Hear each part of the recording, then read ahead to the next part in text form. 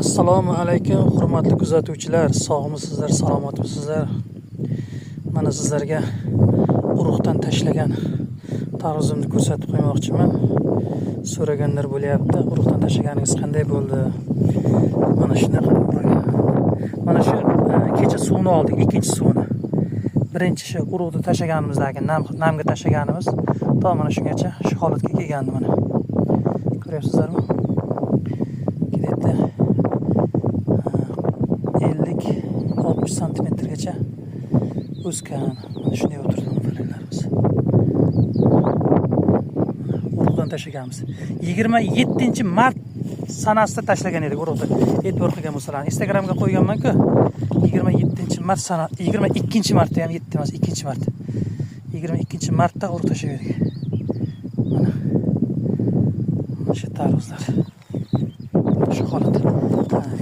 Kecha karbamid berib suv oldik. Endi suvdan keyin xudo olsa palagini qaytarib chiqamiz. Sal topga kelsin, bostirib chiqamiz. Shunday bo'lgan. Mashallah deb qo'yasizlar. Karbamid berdik, suv oldik.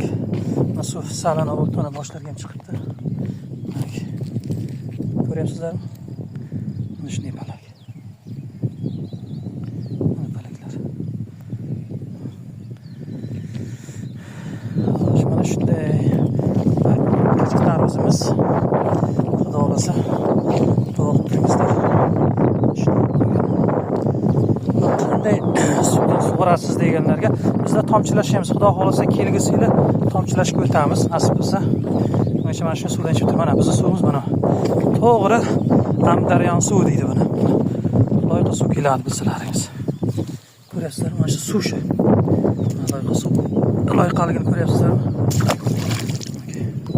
Bu suvdan ichgan tarvuzlar yeysizlar, maza qilasizlar.